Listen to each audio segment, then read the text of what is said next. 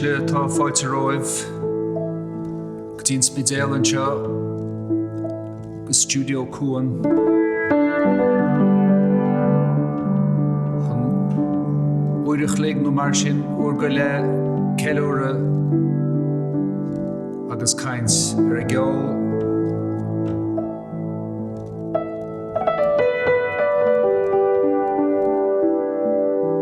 fáilte roimh go Cuan Cheoil.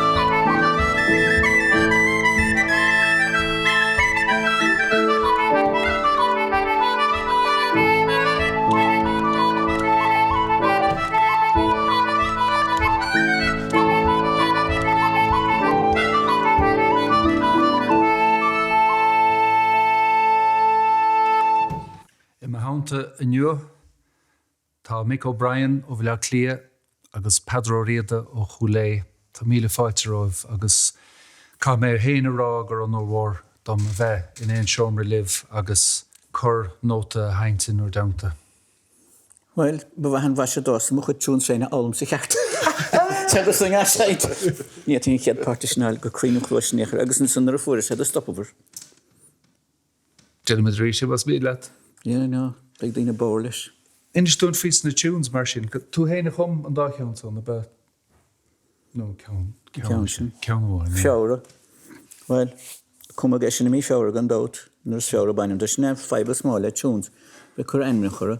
Agus tá sé cmóta le go chéine sin cúis go bhain tú number 1 and number 7 and Fimberdwire number 11 or whatever will Sure. Bhí me an me chud le fáil. Ach is gur cuaram agsúla de roiine difriúil, slite difriúil ag daoine chunainmh sa tí chéanas go bhasan duine garaí slite bheith agsúil, duine bhain leanach a dílig agus dunéile Sure. le chemicís mar sin de agus na réim se gháilta cheol. Ní chuoiní mer, ní cuaram, ní jabíine, just sais tagan siad agus mar chuna cúiseach chéanamh I mín siad go fris leis. Agus do chhlaigin. But sure, tá níos mó hanig daoine eile mo chu ceol na hagamsa, you know? Ní agus dín tú déir nar bhéis an gromar teachtain an Clár sa chur mécinn son lista chum chus ceistir cad a dhéana míid, chur sé lista chum. Nes níor raibh na túúd ar ás gom chasfáin. Cad é sin. As bhí ceann ón neadar agus Fís rána fin cad a neadar agus chur sa steach sa réomhar a fechar ar bhéin rion de go muistigh sa réomhar agus an rud a hanig suasna túna bhí tosnathe gom ar piano agus le líon an díon glasáil nó chlotharú a bheith hanig an túrim seo steach mo chlós agus hí sa cuine bhar bheirt goil manna cheanúlar a hosam leiclí a tá feith las a dig mór agus hí gar leanamh có blion go le hanis as treis cenne chuig míad a treis an gar leanamh iscin fós bhíanna chrógam do bhíanna chiúna go mar so de beidir go séine an neadar a bhí an céad neadar ach na riachas ar is chlotharú naine a chur ar nar a bar nar a so tá hiáin nílim trám cé go meachtaína géiseach lim go raibh ach tá siáin ag gcéas díoscáin. Chlotharú a sé seo.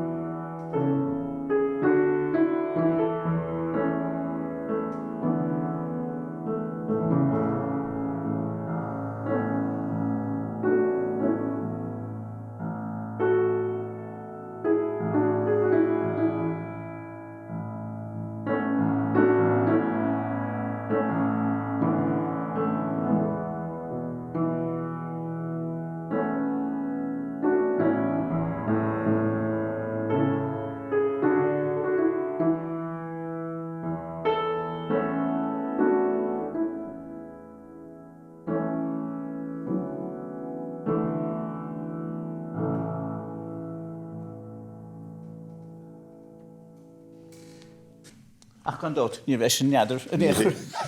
Is cuiine an CD ar rinne tú le cuihín ó roiile agus Martin Hayes. Is ó sin ó mis an písa agus tá mí cepa go I go Martin atá sé, bín Martin ag seinte an ceann rial máil agus neadar atá sin freisin. Cadán tasnigin sanna Tás níos mar se.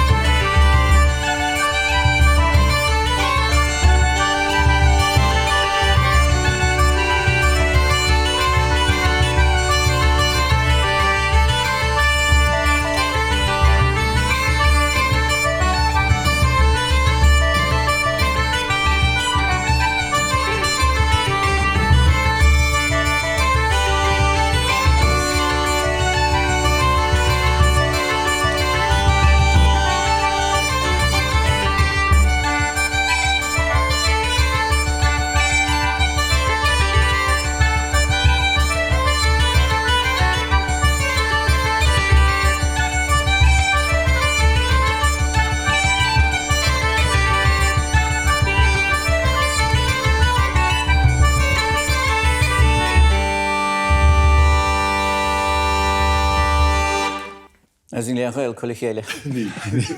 Neadar.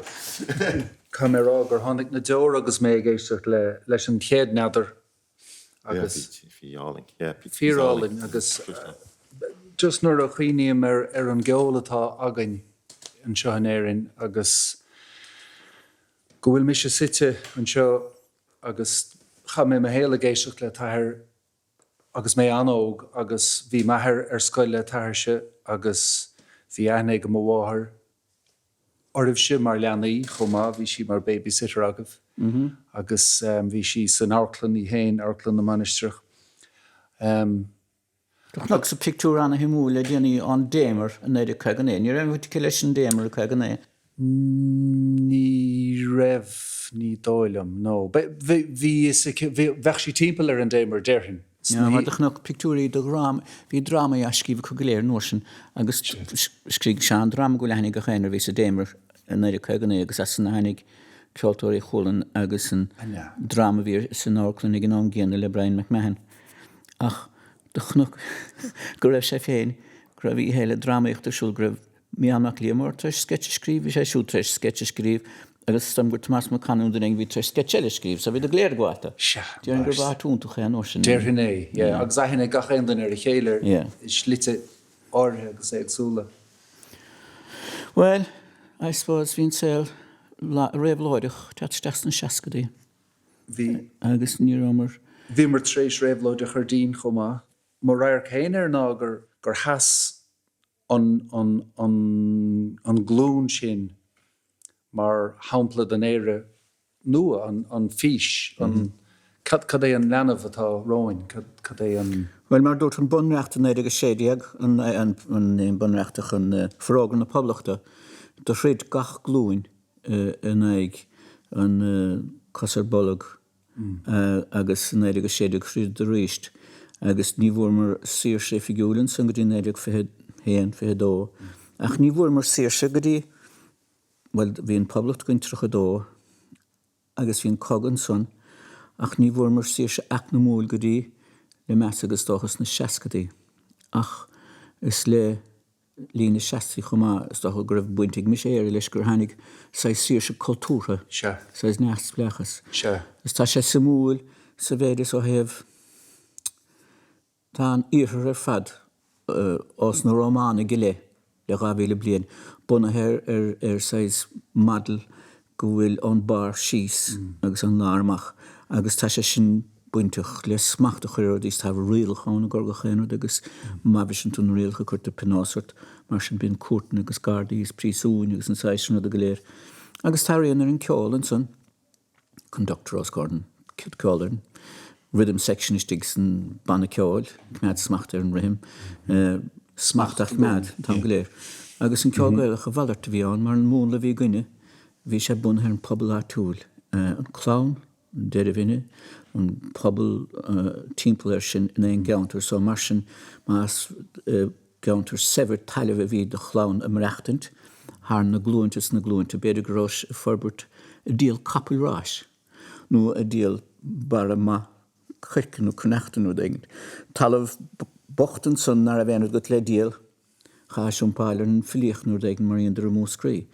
So dan an pobl san áit na ráidir agus tá tháinig an dochtúir chuan nó tháinig an brethh chuach an casa réiteach idir bertanáinis nó tháinig an sagart chuan nó tháinig an fille chuha tháinig go chéanart chuha agus mar sin bhí measar an stróntéir agus an nuair súil agus gan dótar bhí pobl an áitbhain mar sin dástar a forbartar an hachan bhí átúil agus dás canúntí cainte agus canúntí ceol. Sné cúscúil tradiisiún líomhlúch nó tradiisiún bhúscrín nó tradiisiún corcorín nó tradiisiún snéan seanna bhúna. Agus tá sé sin go léir bunathe níor éirim aigine mar atá san árap leis an réalach agus mar sinne ach an fuinine bháin crí mócháin. Agus is mócháin bunagus bar an fuinine bh hásáide gine. So nar a dúrís nar a henis an pí sa ceol clotharú is siad a bhócháin a bhí freagart san nátí ceol. Ní rud éon cleochtúil bhí an. Snack ceol sin ídlicht tá gobar leis.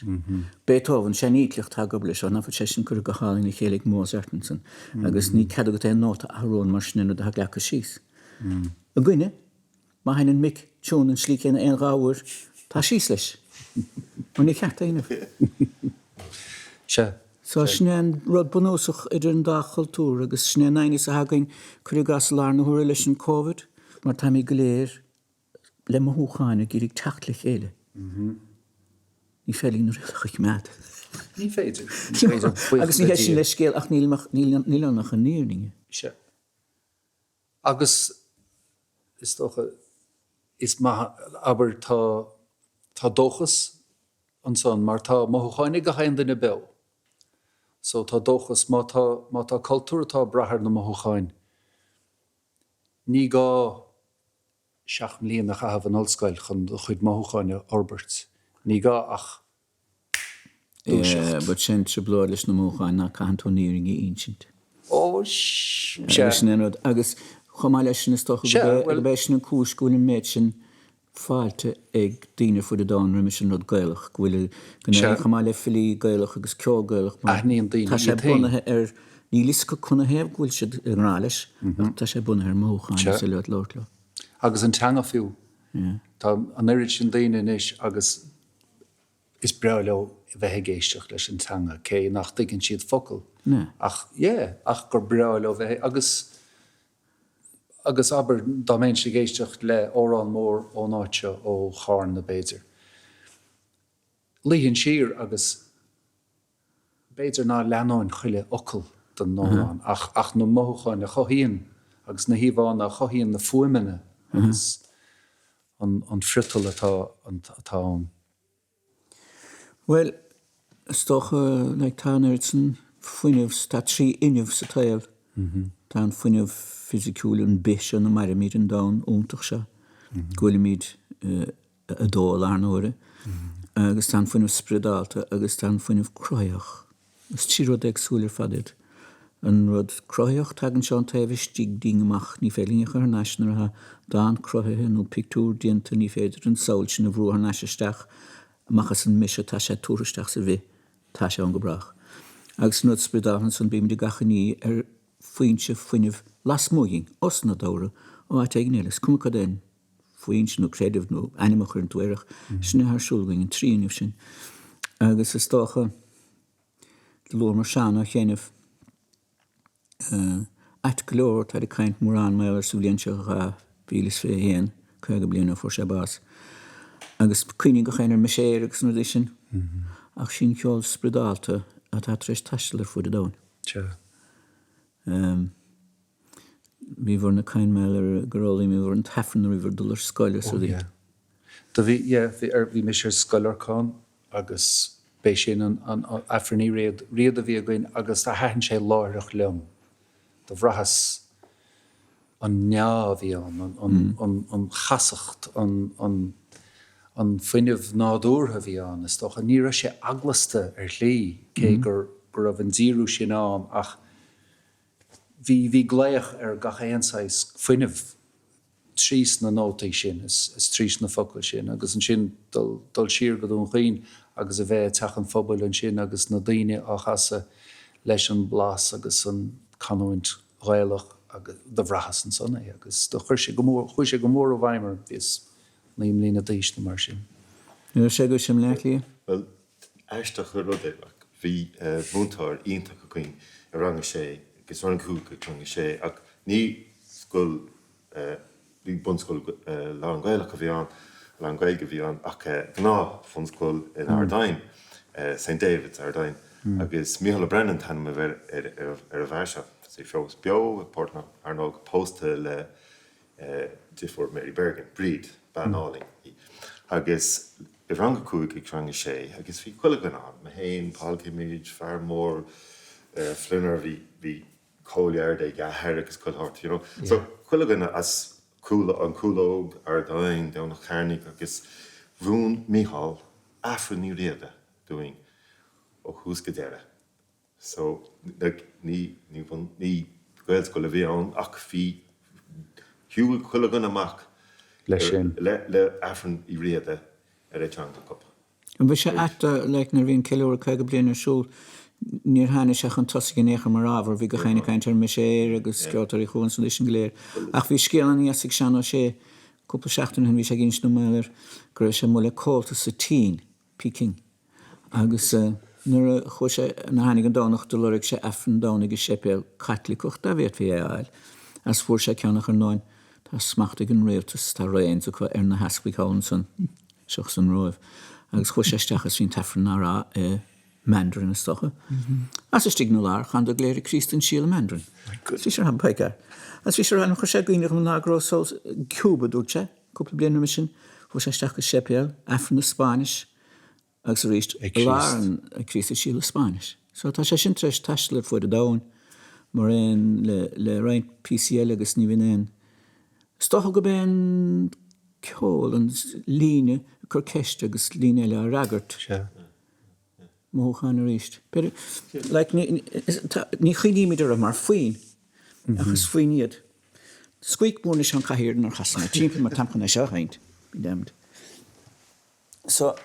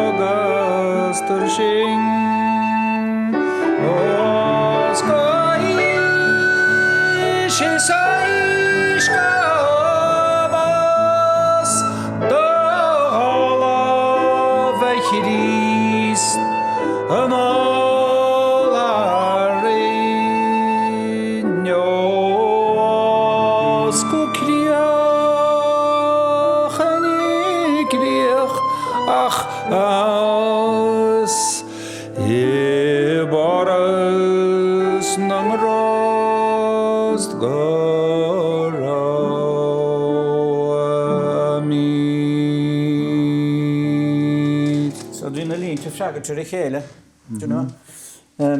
Sinna ha gist le ceol is caint ceol is ceist agus freagar. So like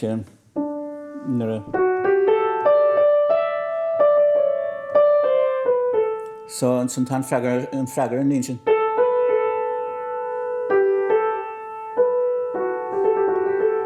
It's a reason kedin. Sa sin de frúil gealt vele mar ní vín sais chuireann cútah sin.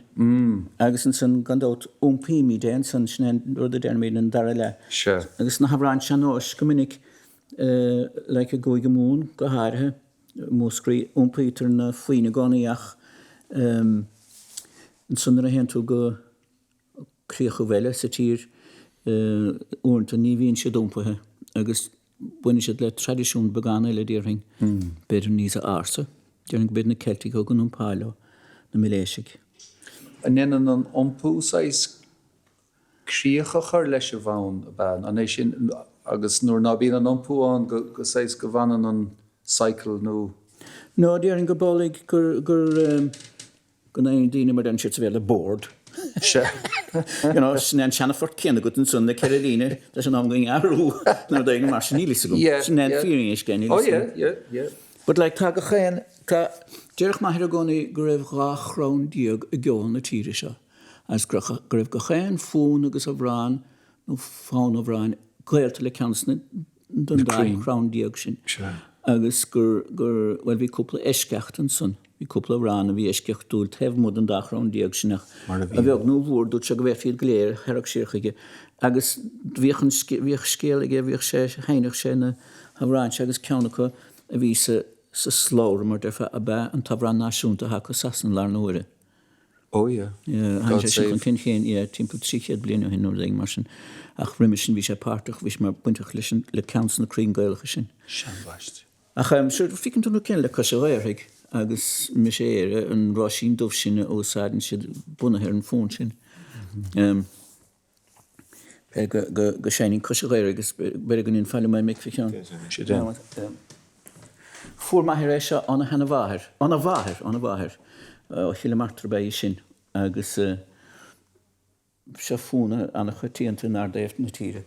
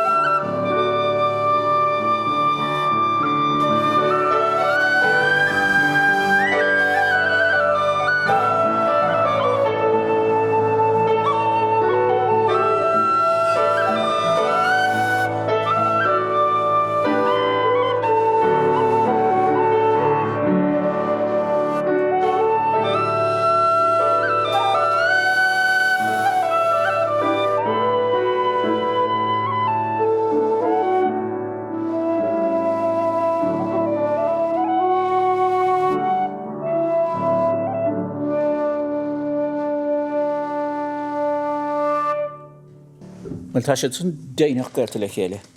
Cos gair agus sin agus salam san fún le rá sin do bheit gan mara mar tá meadaracht níos cirte leis an náin. Agus sin botún mór a Harlín san ná tainne bháin. Bhíon meadaracht ar an dáin dí agus an sun tá meadaracht ag an fún agus mar an fún bhfuil dadaíúta a gannimh ní a brínse. Ach tána chu dé tarlúnta nuh. Bhí me cuioineh agus muidir siimint an son go gaithíonn tú timpeall is léir go raibh sí ganas ar chhlaiscadal nó ar chóir le tamil mar tá an tá sé san nádúr agat braham a bheith just sitin so agus a bheith a chur mo chuid isteach leis geol go meallann tú an churchuige os na dtíine timpeall sin a braham sé. Ní dhéanam den gná agus nílim mar agúlim ráhachaig a chobe agus tarlíonn sé sin stocha ní leon leis. Taíán sé. Well hos níos óg. Tá sé ciúnca go blian. Conas mar a hála sé sin nó dó siúd nach bhfuil is acu. Lúna sanna bliana 16 déirigh maithir breáit. Bhíon tláin túíomh go holcaigh bhí sé an rastan dóigh nó ceirmlíonna déag ríist go bhóbar de basa le ruidir dúgurís fadána Yellow Janders. Agus bhí sé leice riamh dúcha sa beán ó taobh na gréadánach bhair. Ach chaise a héal anna chapaigh mar defa. Nuair chuin tú ins na bliana déag fásta sós mar defa an méid bhí déantaige go háire ins na 3 bliana déirnach chruch sé álteachtart. Ach tarigín sé sin an gorp agus mar sin lúna sanna bliana 16 hí tnáispóthraige hí an chéad cuasa sáraigh áirithe féin agus fleismistí an náscail chorcaí agus jaanks is má bhíonna bhí teachta díalas éisteach leis an bhirtúdar a caiintear chusaí Cheoil. Agus níon an láidirnach na bhí sé dulsteach ná raibh tnáiscúisteánaige. Chus sé úlaisteán so a dáin Lorí mór le Jana Woods. Chail sé chuid fioclas go chéad chus sé raig sín sé lécht tá tépagum ó táid a tép nach déiles a bhí ann. Agus chus sé go bleach líana hí sin agus sín sé chum Cheoil. Agus na hána sé bhile an sahan bhí sé an déiderig. Ach níonach an díalaigh an dogurín efran ar an dánach agus cho bhuiile coslachan agus scrínim córslim an teatsteach san éir de bhrálim dinu ag na tairt a sé fáilhás. Bhí sí gol. Agus ní gá go ména de rá because cholas mé ar bheile an efran bhí sé mé gurí nebigus gléicht ar an dochtúir agus bhí sé stíigh snósbriil an tránáil sin. 3 seachtainú gorcaigh agus 3 seachtainú lúndan go lábhás. 3 lád dhéar a fór. Ach an dara dánach is tíige gorcaigh chu sé fis armna dúirt sé na léhéad san is chatta sa séint leis an cómarach. Stúirt sa ní féadlam sin ciúgam. Dúirt sé tá stúirt sa cunas vegas an cadas ná fin dúirt sé córic sos fi 5 náta agus brúig é sin náta gur gilim a chrí. Fi 3 náta sin náta gur lehéad agus mar sin de. sé 3 náta chum. Chus siar grín sé pe trán de sang chus marcar an 3 ochar choirí sosid. Agus má go leor. An ceartta géadúir tú. Bhí bhfuil hostig pe náta bhí an hosting na leads na seanna leads Mikey Dangeroin sit in leanú teanú sé gúntaach. Agus 3 seachtain ceir seachtain níos déanaí san bhí sa seinte gur sochar teán. So tá má ón ó hin. Se. Agus mar sin anna chuide a sé fálamthe an ganas. Tuigim. Agus tá mór an na fuil fálamthe néchar. Se. Ach sin sríomh míad an saoil. Ach arú, snéin. Bhí sais bachan bhí á go bháin, níos bhí séide go dul ar 60 go gnóm agus anóg. Well, not really an ocean is toch. Ní westfáid de féin, like na rafa níos. No. Fan as blech.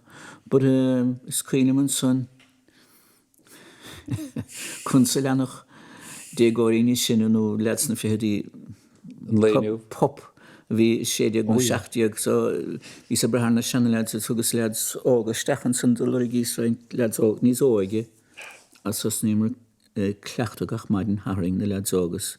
Snensligur hos nís a Cheoil le Chéilinson. Vi da ná. Vi nar for ma her basar nánach. For sa bas larna hí hemmer defa agus bent her den noch a dúrtlinge seachtach lugur maidin bhí sé mór siúil so síos cá feig a ggóil sa bhís go mláireach nó ríochtach.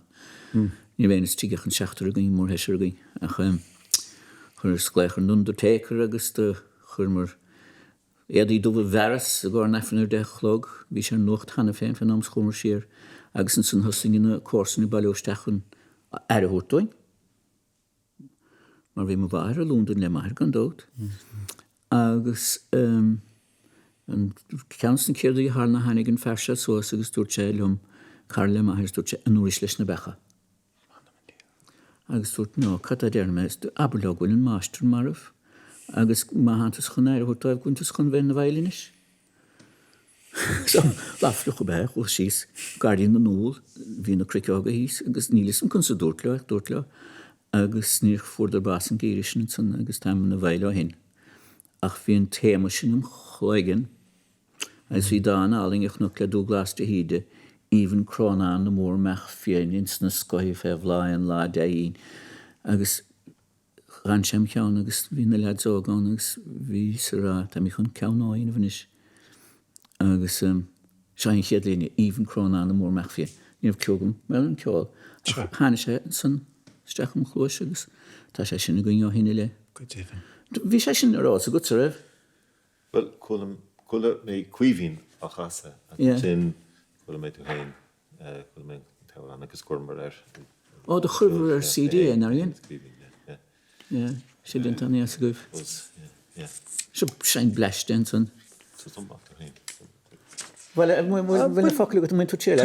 Tá na focail os mo hóir amachchan so man áir le siad do bhán bhehar a gom ach an fán a gom.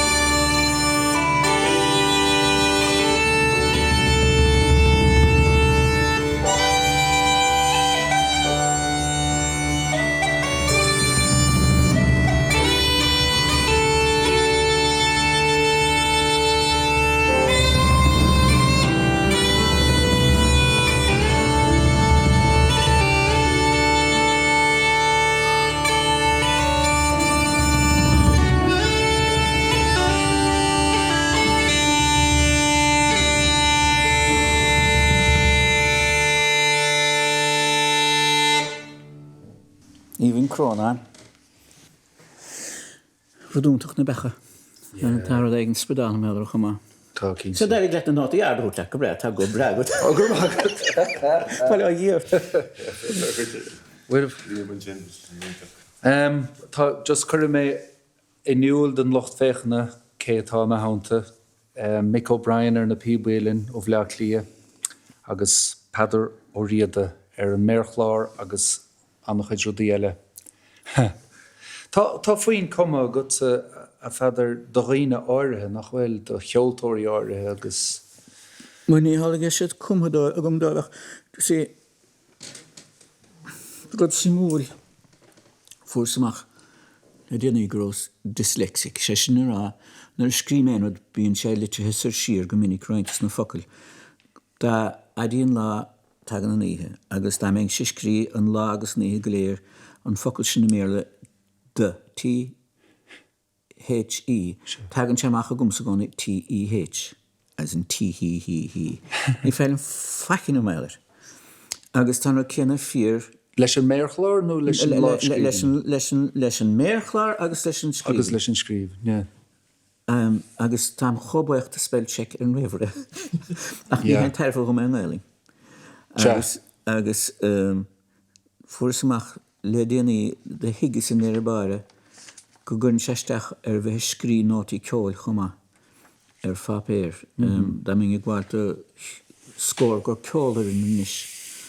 An rud bheith an chlós go minic ní hagann seamachar an bapéir sa tlíchéns gunn tún litir mí ceartaisteach gunn tú agus díring nar a bhí me léamh nach chéad na litircha bhí me léamh ach go naní rian na vocal gur na focail an crotatáir ocail a aním nuair ag ní higann scearta.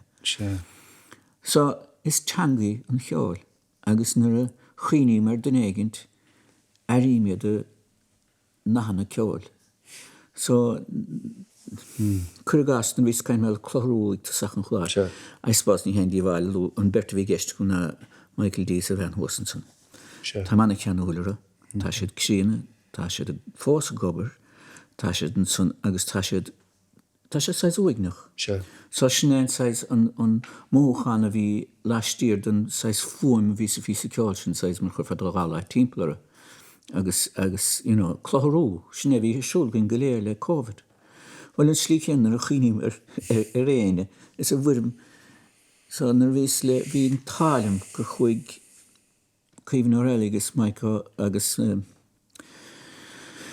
Martin Hayes gur chudar an tíslum le rein ceolach ar tafid mar trí chuúisce. Bhí sé go húntaach tá manna bhaochtmh agus dul mís mórán bhaid sin ach an tríú íireachta bhí going an tríú luisce is áige sais ómós bhí aon bh going do chuoine de friúil Paddy Fahey agus lehéidir sin.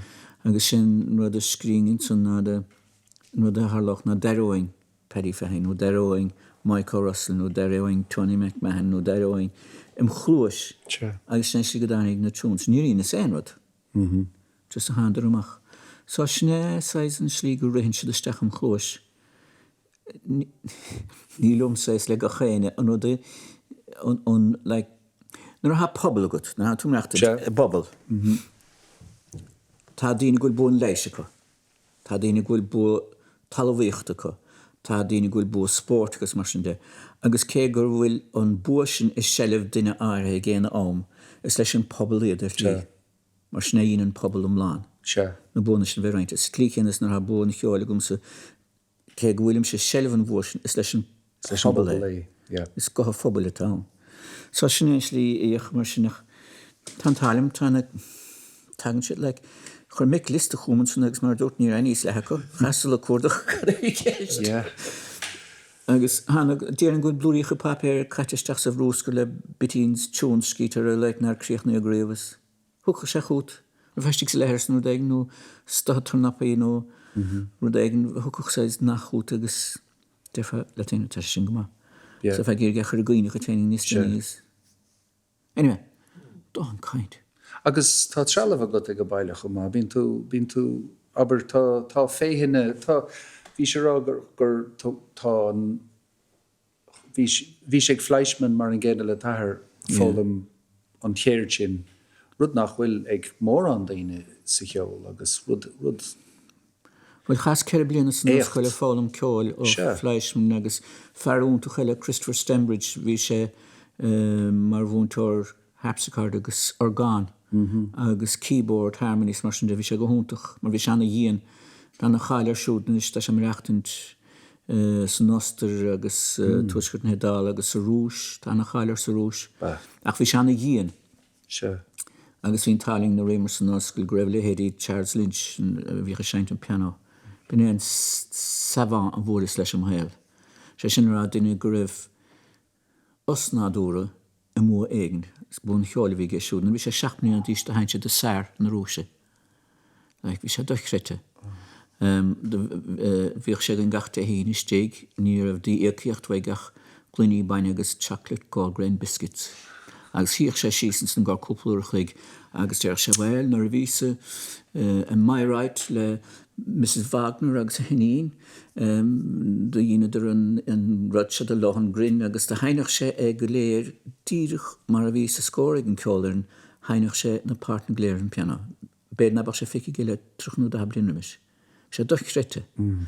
So bhín táling, chuide goine bhí an bhar sin mar bhí sé anna dhéan hí piabrúntaach an Mick Peadar Ó, bhí sé sa ranglim. Nuair bhfuil me le Peadar riamh ach cheol cloisteán. Bhí sé san áireann sé díreach éire as agus chuair sé le ceolaína san noscail, bhí sé sa ranglim. Chuair sé bás oban le crí. Ach bin nuair sin agus ceapan gúil sé sin na nasnú go mór nuamh an sais an príontíiseacht díon sin. Anyway. So níor bhrais díana aber No, well, bhí tú gwaith an bhí measa go ar an Gandót agus bheith eagrán sa cnadig is glúránach sinné selan an bhí léin le. Bhí mar meachta lástíhe, sé góntaach. chur béasart. An chiad bhliain nar bhí marrán, an chiad bhliain, an chiad 3 bhí, an chiad cans na jobs bhí going na písa scrí de cheolainn srangah ceolainn. Agus an son don nolig, tris 3 bhí san noscail fríondal síos agus conductíine bhar an ceolainn ar na srangah go léir.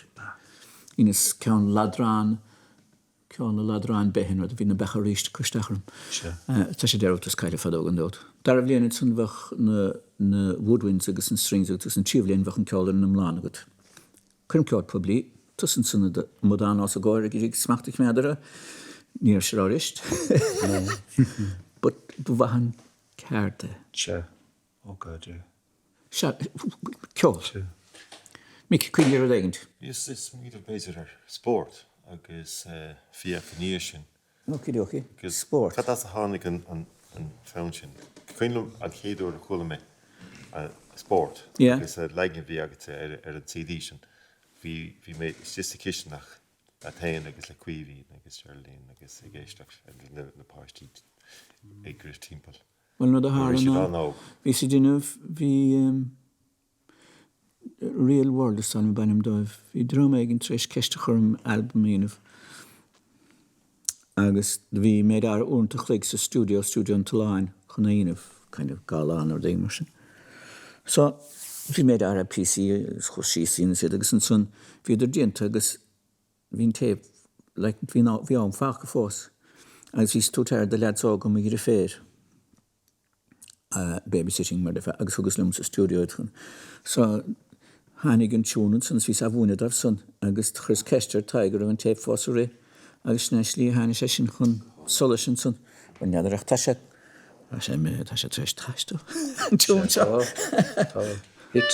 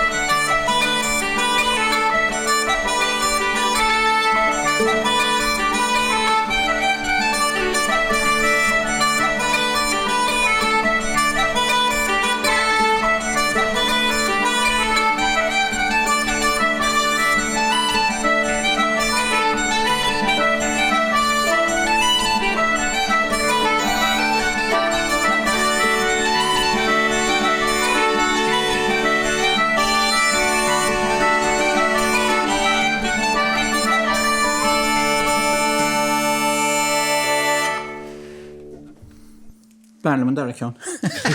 Sin fiochas an an dara ceann. Sin rud a bhí geiste gom san nabhí lenaí agus a chéad ceann. As bhí sa géirí go hallú leis an dara ceann, bína gur dara glúisce gráidir sais héananig dóag trídeag an níos. Bhí san na bhí mo go léir níos, bhí me sé fioch chuní níos, dí mar sin na madréis a ruhis an sais sin rud a bíon sais I bhahím chléigen. Agus an san bhís chun ceanna léana bhain san ach ní sé rianta fatán túna go mar ráit ach ní sé bhís chun an ruidir dúgadí sin Fire Album mína bhain tríú ceanna san carú ceann. Tríú ceann bheith sé nar bhéidir sin na néagóirí agus iad landa farag agus túrtamach agus rud sin go léir. Agus an san an teachta dír san carú ceann. Ach níor an ní bhúr as an chun túirt fé fós. Fós. Cad fís na fad óga mar sin? Cad é an fán sin a bhí muid a gháil do? Fán an beidir riil scríú de Michael Russell. Bhí sé sin a bhí mar duna bh cuioine bhar na sí Michael níor fear sin plí ach a fiochantar de bheasa go bheith. Mar bhíon an rud agus bhí chud ceoil mar sin san ar a hainach Michael tún bhuineach sé go chéan rud amachchas an tún dagach sé ar láiad ní bhuineach sé machchéad dagach sé letíhíad. Da hainach sé cretalach an tún ach da chuireach sé beheisteachán. Agus sin an sais spásan bheith a hainigeisteach an flesk nar a bhí sa cuioin bhar Michael. Nar bhí sa gabal le cuihín agus Martin de scrín túns as chaha cuihín a bhúna do san. Se. Yeah. Like, so Mick better go gafas Kathleen of English. Ach, like, ik kaint ar Michael, agus door a chola mis Michael, in Chéadúr, me héine, Stennis, fi mar in Inish, agus fi an flá nuarsúl, agus fi session fi Michael, ik senne meg, ik an ceol chum a bhar, ceol chum singer I haren, agus níor hig mi sé, na bhí me héine Stennis, Donnacha ar a barta. Sindig go háir nach déilis. Ja, barna déilis. Ferúntacha an fág sáin. Ach, níor hig muide ceir a bhír siúd ag Michael ag an ám. No, bhí mar óg. Well is that? Mar níor ra sé déanam rolls, agus bhí... Cuil rud a bhí sé a choristeach sa cheol. Like, níor hig muid, níor a múntar bhín ach bháin daddy sa maiile. Ach, níor ra sé ceol gosúil beidir Sean Potts, nó bhí beidir Desi O'Connor, nó bhil is that? Bhí stíl ionfach ige, nish. Tegen me nishe, agus couple blian in nishe, like heish a bheith geist leis agus búla leis, like is bral cheol. You know, they think éist leis an láfad, agus ní féidir lumsa, agus tá mé van mé filas, ní féidir lum an adach a chasa cosúla Michael Russell. Tá bhí stíl áling ige, ach ní man anna dhéana. Agus ní dólam, níor chula mise dinar bit ná stíl Michael. Ach sa tún seo, just fecum, like, nar a hog tún doing, like, fecum rudí bioga, like, sra nótaí, a chur an Michael a gwifnadom, diggin tú. Agus, can an stíl a tágatsa ag scríomh, bín sra nótaí, kind of, patterns, i da cheol, cuid cheol, agus, just, cynnal patterns atá sa cheol seo, chun sé cynna cheol Michael, tá sé biog sin plí, ach, tá an pattern kind of canal costa slí aigen bhil is agus tá sé táhacht an tún diggin tú. Cá tá geisiú go dtír chun san? Well, like, chuir ar a chun tú beidir péir nó trí nóta le chéile. Sein sampla. É mar hampla. Seo chur sampla tá mi cheann ó John Kelly, Sean John Kelly, agus hain sé ar an gancertín, hain sé tune áling with some king.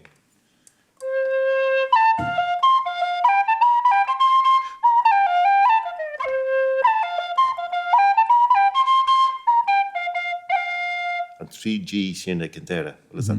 Because chorach dini eile an F is Jack.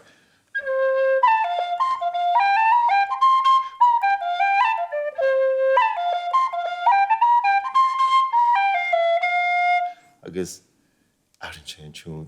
Latin sé. Well, sin an nód, yeah.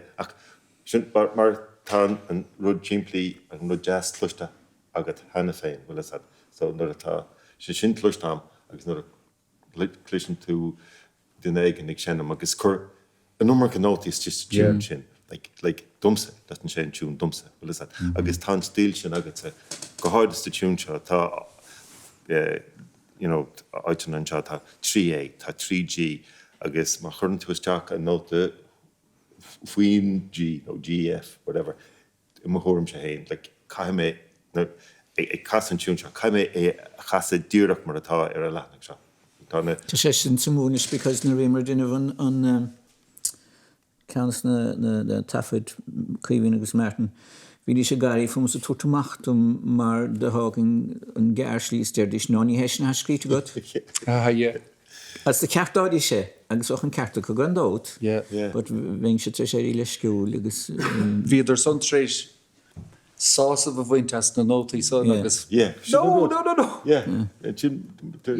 Jim mar tá seamsa níos. Says Eureka. Sin ha gist. Agus tá Tommy McCarthy an OV, Tommy Buck mar igéine. Ceoltóirí ionach agus goáid an bhadog agus an Constantine. Bhí an stíl céine ige, well, as an Clár agus as an Clár John Kelly bhfuil is ach an stíl sin agus an timplíocht ach bhfuil is churann sé leis an ceol. Churann an timplíocht sin leis an ceol I mórm sé.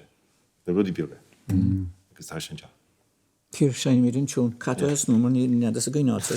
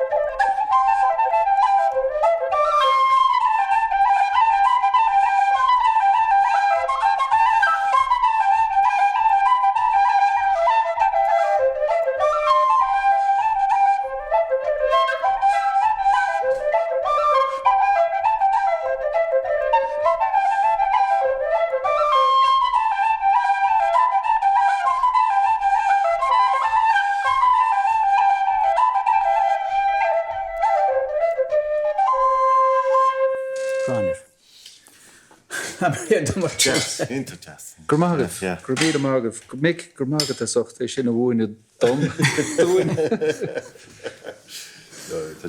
Tugann sé sásamh den aigeine bheith fólam freisin ná dénn na faoin. A go bhfuil sa cloisiom an rhythm sa tún sin, tá si cosú leis an rhythm a bhí ag Michael freisin. Muid sin bheith an ar an chláir an set dancing. Michael Tubbardí an slí céanna leis an rink single reel mar de first knows can't you do it lum title lunda title lunda title title yeah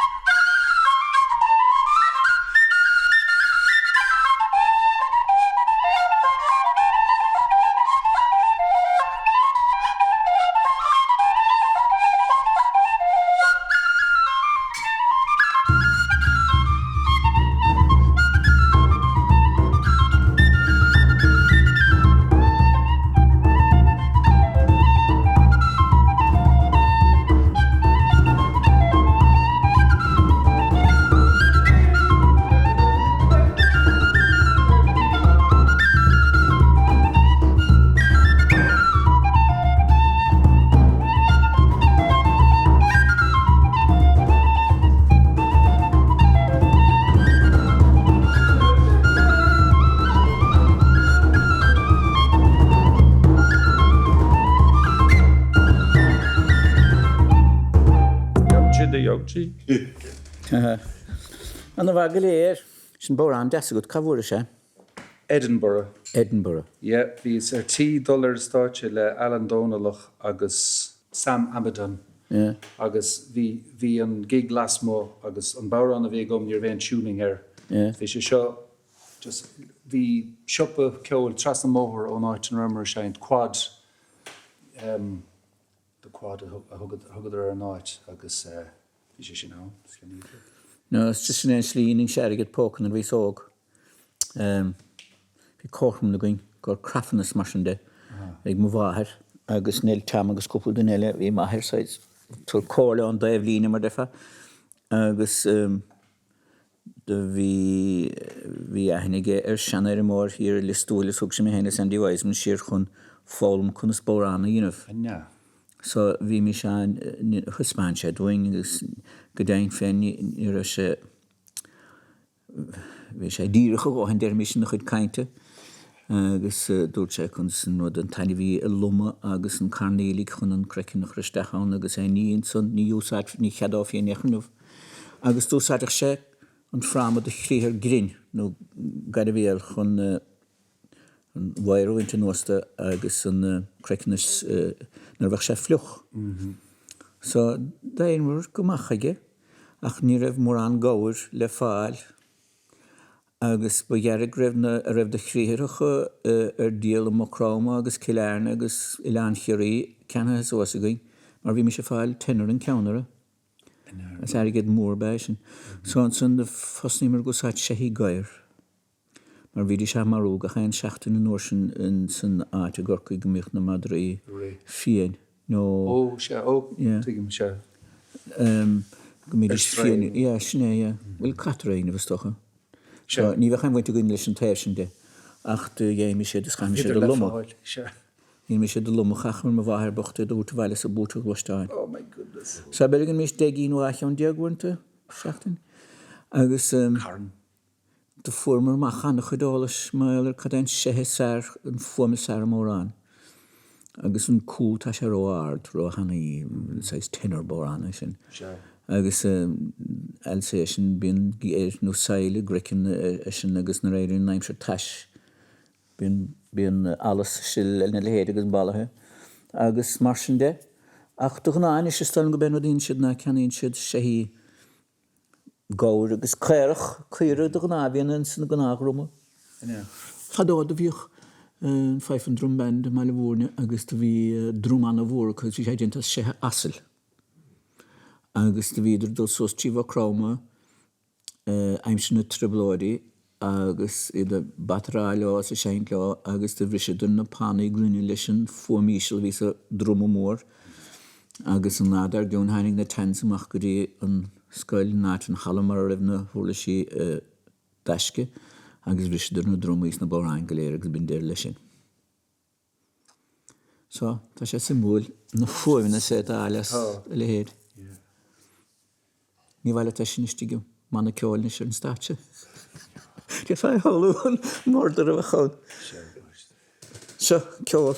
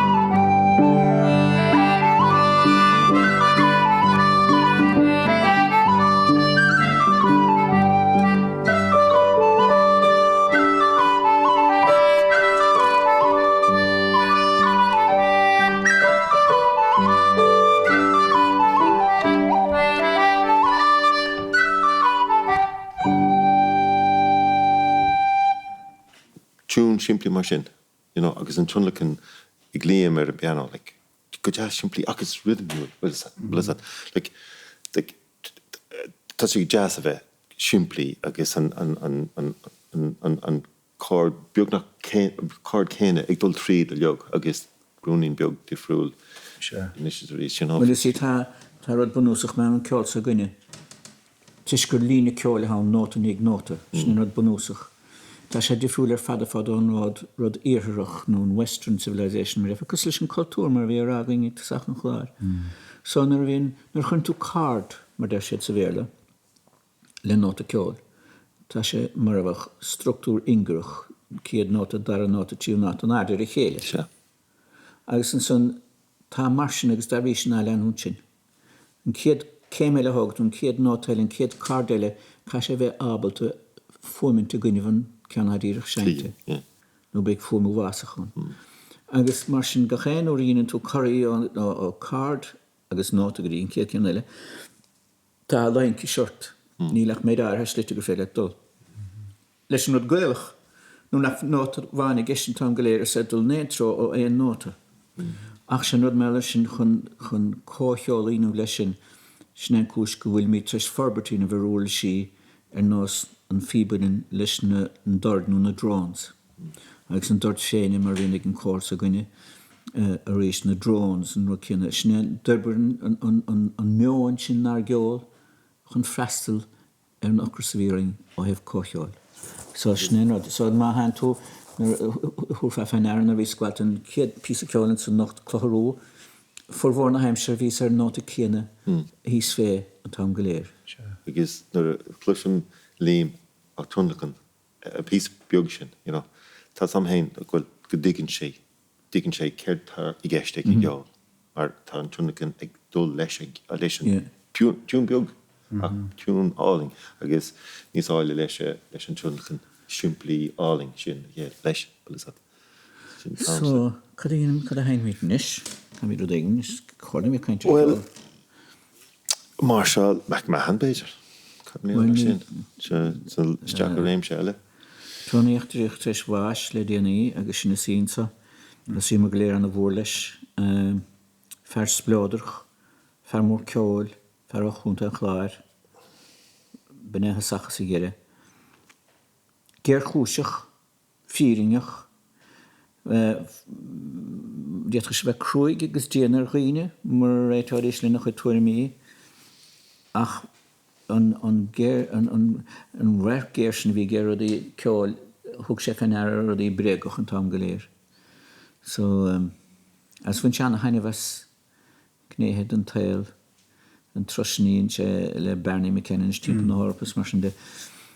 Bhí anna chiúnaige ar an ceol Británach. Pálaigh móise ré agus san tá haine go mé an éidir 67 nó bhí haine go mé ceart mar. So de churas mar se le chéile do cofa bliana hin. Agus níidir me mebad a haintnis nar a haines tá tú te gúniú mu a haine go mé. Bhí sé gáir ar burin.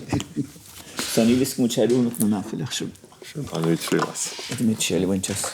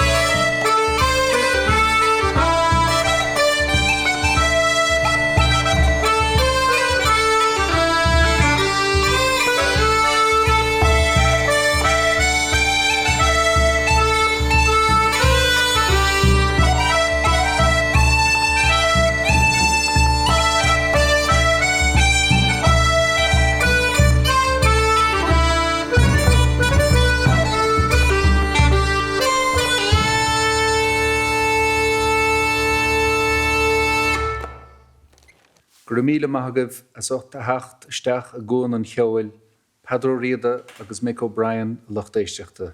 Táid I teachta dro deire, táim anhaíoch fuinas sár hena bheas. Well, gur mágad as a chuireann, yeah? Tá míle fáilte.